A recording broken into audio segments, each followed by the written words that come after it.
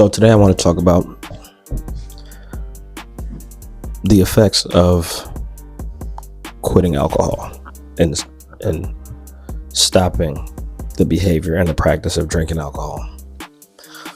Now, this sort of practice isn't for everybody. Some people have come to that point in their life where they determined, hey, I'm drinking alcohol, fam. I'm going to have a beer. I'm going to have a whiskey, whatever it is. I'm going to do it, period.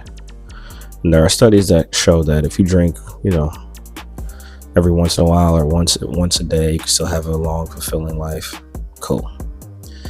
For those of you that are heavy drinkers, weekend drinkers, shot takers, you get drunk, you black out, you forget the next day, you get drunk, you make a mistake, you're drunk, life goes in the wrong direction. It would behoove you to try going 3 to 6 months of no alcohol and see what happens in your life. Because what's going to happen is your life is going to change drastically. There are narratives attached to alcohol that make us think that we need it in order to have fun, especially on a night out or at a dinner or at some event. You feel like, I'm going to be my best self if I can drink this alcohol. It's going to make this scenario more fun. It's going to make me more confident and charming and charismatic. Cool. What's powerful is once you take that break from alcohol for the 3 months to 6 months, you start to realize that you develop that confidence naturally. That confidence and that extra boost of courage that you feel like you get when you drink an alcohol, you realize after 3 months of not drinking it that you never needed it in the first place. You start to develop the ability to say what you need to say with confidence, with your chest, as Kevin Hart used to say. There's a whole host of reasons to stop drinking alcohol. And we can go into the health reasons, right? It's bad for your liver. It's going to cause problems later on in life. We know that. Now, why is it so hard to quit alcohol? Because it's fun. It enhances your experience. It lowers your inhibitions. It gives you that courage to say that thing to that girl. It gives you the courage to approach that person and say what you need to say. That's the problem that I had. I couldn't fully be myself if I wasn't under the influence. If I go out and I drink, I have 10 shots or whatever, we're going to have a great night. As a friend, we're going to have a great night. We're going to have one of those nights that we can talk about 3, 4, or 5 years from now. Oh, you remember when you did that? When you jumped off the cliff, you were drunk and you jumped off the cliff and you landed on your left and broke your legs and you woke up and took you to the hospital, and then you went to the hospital and you were flirting with the nurses and you got the nurse's phone number with 2 broken legs, and then you went home and as you get in your cast with your 2 broken we don't have one of them stories. You go out with me, it's gonna be a story like that. Now, while that is a highly entertaining story and it's good for content, how often are you going to be able to handle a hangover type lifestyle? I'm talking about the movie Hangover. How sustainable is that? Yes, it's good for a movie. It's highly entertaining. It's one of the best movies of all time.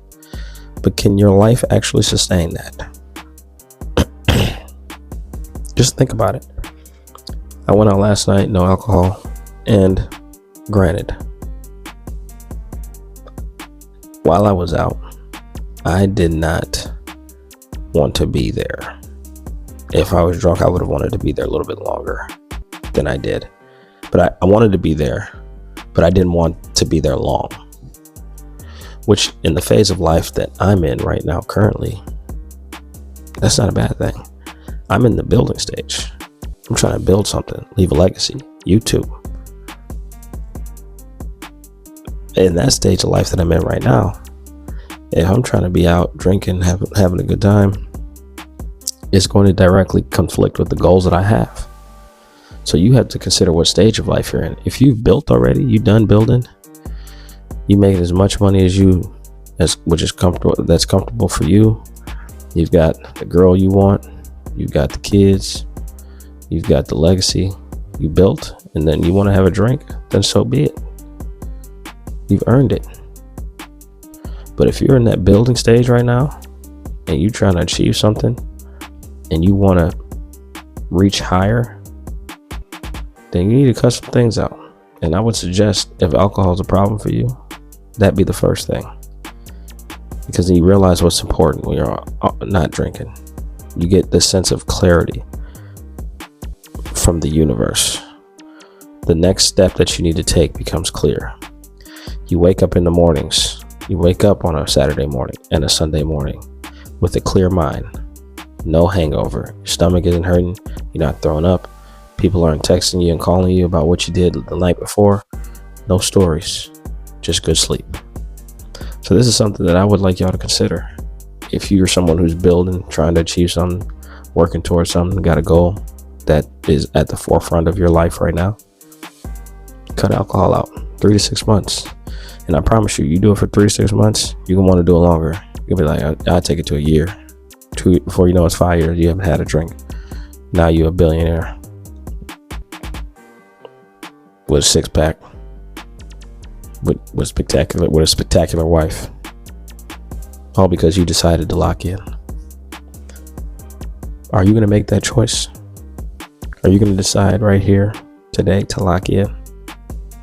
Or are you going to continue floundering in mediocrity, dangling in nonsense, frolicking in the streets with no purpose, with no mission, with no motivation,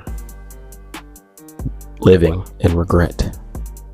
Is that going to be you? Or are you going to tell yourself, for once in your life, you're going to tell yourself the truth? You're going to put the bottle down. You're going to put the distractions down. And you're going to lock in for 6 months so that you can achieve your dreams. What's it going to be? Subscribe here for more videos, man. We locked in. All 2026. We will be here forever. Subscribe, like, share. Peace.